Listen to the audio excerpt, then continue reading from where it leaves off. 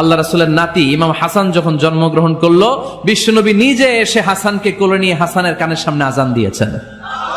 খেজুর, কোন আলেম খেজুর একটু চিবিয়ে ওই চিবানো খেজুরটা বাচ্চার ঠোঁটের মধ্যে লাগাই দিবে। আল্লাহ রাসূল সাল্লাল্লাহু আলাইহি ওয়াসাল্লাম বাচ্চাদেরকে এরকম তাহনিক করতেন। এরপরে বাচ্চার যখন বয়স 7 দিন, কয়দিন, তখন আকিকা দিতে হবে। ইমাম হাসান আর হুসাইন রাদিয়াল্লাহু তাআলা আনহুমা এই দুই নাতির আকিকা বিষ্ণু ইসা ইসলাম 7ম দিনে ছাগল দিয়ে দিয়েছিলেন। পড়েন সুবহানাল্লাহ। আকিকা দেওয়ার পরে সুন্দর নাম রাখবেন। যেদিন আকিকা ওই দিন নাম। কিয়ামতের দিন আল্লাহ তাআলা তোমাদের নাম ধরে তোমাদের বাবার নাম ধরে ডাকবে। সর্বশেষ কাজ হচ্ছে বাচ্চার মাথার চুল হালাক করে দিবেন, শেভ। ডাক্তাররা যদি সাজেস্ট করে যে না বাচ্চার মাথা এখনো শক্ত হয় নাই, তাহলে করবেন না, সামান্য ট্রিম করে দিবেন। এই চুলগুলো ওজন দিয়ে এই পরিমাণে রূপা বা কিছু টাকা পয়সা দান করে দিবেন। আপনার বাচ্চারে সেফ রাখবে কে?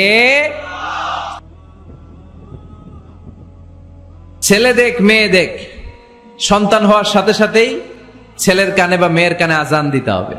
কে দিতে হবে? আজান দিতে হবে। দেন না আপনারা?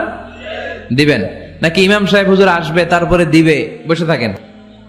খতিব সাহেব হুজুর না আসলে তার আজান দেওয়া যাবে না, বড় হুজুর না আসলে তার দেওয়া যাবে না, এরকম না। মুসনাদে আহমদ ইবনে হাম্বলের হাদিস, ফাতেমা রাদিয়াল্লাহু তাআলা আনহার প্রথম সন্তান ইমাম হাসান রাদিয়াল্লাহু তাআলা আনহু, আল্লাহ রাসূলের নাতি ইমাম হাসান যখন জন্মগ্রহণ করলো, বিশ্বনবী নিজে এসে হাসানকে কোলে নিয়ে হাসানের কানের সামনে আজান দিয়েছেন।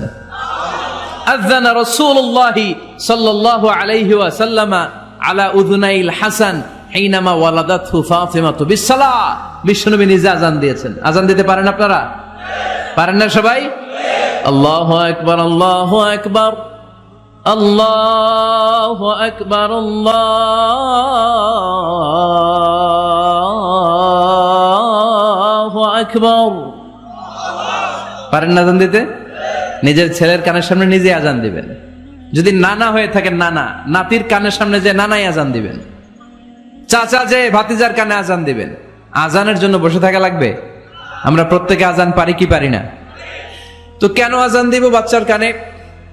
দুইটা সিগনিফিকেন্স। নাম্বার 1, যদিও বাচ্চার আমল নামা শুরু হয় নাই, জাস্ট নিউ বর্ন বেবি, এইমাত্র জন্মগ্রহণ করলো, কিন্তু পৃথিবীতে আসার সাথে সাথেই আল্লাহ